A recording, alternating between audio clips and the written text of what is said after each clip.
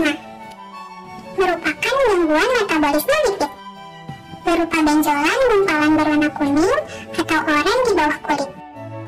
Merupakan permasalahan kulit yang disebabkan oleh kadar kolesterol tinggi dalam darah atau dislipidemia. Dislipidemia sendiri merupakan kolesterol atau lipid yang tidak normal di dalam darah. Penyebabnya antara lain dari genetik seperti hiperkolesterolemia. Penyebab lainnya yakni dari diet, diabetes, hipotiroidisme, nephrotic syndrome, dan biliary cirrhosis. Lalu, dapat disebabkan juga oleh obat-obatan seperti beta blockers, estrogen, dan diuretics. Jenis-jenis santoma berdasarkan letaknya di tubuh. Santolasma, planar, verruciform, tuberaruptif atau tuberous, tendinosa, eruptif.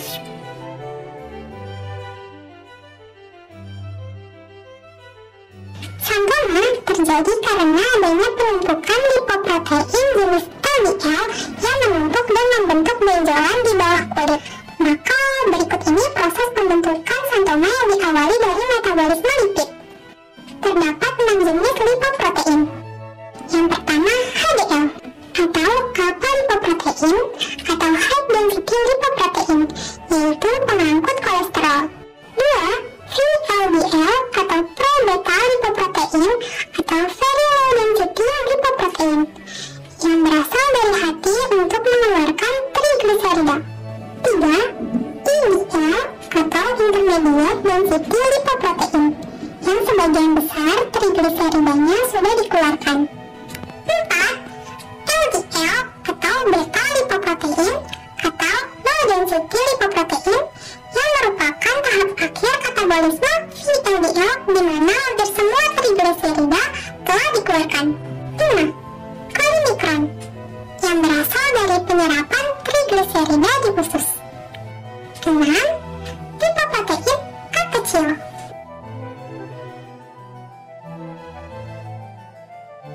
Lipid atau lemak dari makanan dipecah oleh enzim lipase menjadi asam lemak dan gliserol di saluran pencernaan.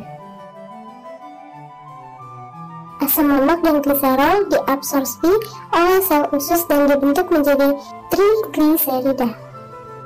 Di dalam usus, trigliserida bersama dengan kolesterol dan fosfolipid membentuk lipoprotein bernama chylomicron, atau yang merupakan lipoprotein yang besar dan kaya lemak.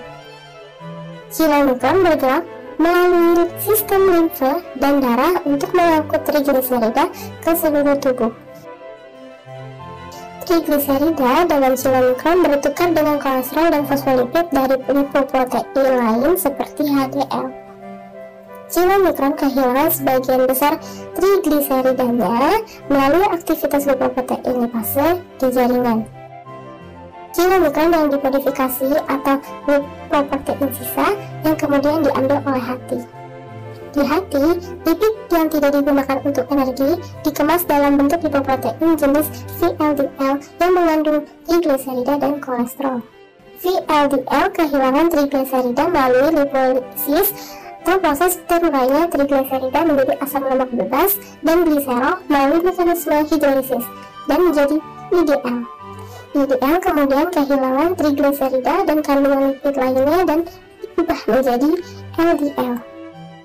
LDL mengandung lebih banyak kolesterol daripada VLDL dan berperan mengangkut kolesterol ke dalam jaringan, masuk pembuluh darah.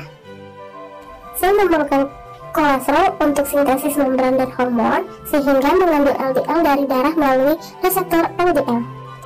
Jika kadar LDL dalam darah terlalu tinggi, atau jika reseptor sel tidak berfungsi dengan baik, LDL dapat terakumulasi, dapat mengalami oksidasi di dalam dinding pembuluh darah.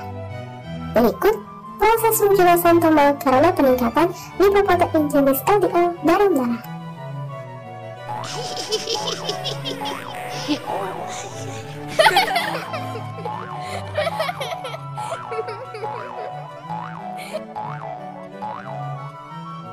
Adanya peningkatan kadar kolesterol jahat atau LDL pada lapisan sebelum betel atau lapisan dalam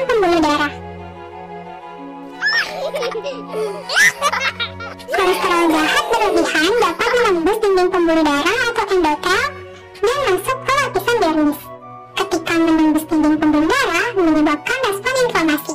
Respon inflamasi ini dapat berupa rubor atau kemerahan, kalor atau panas, dolor atau nyeri, tumor atau pembengkakan, dan gangguan fungsi.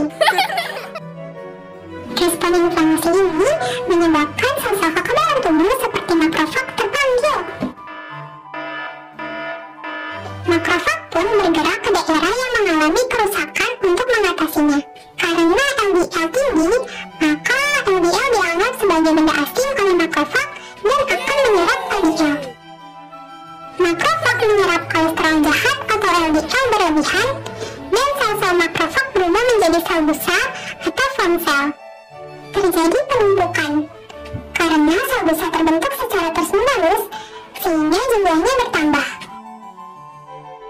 Karena penumpukan sel busa inilah yang nantinya akan terdorong ke atas dan membentuk benjolan santoma.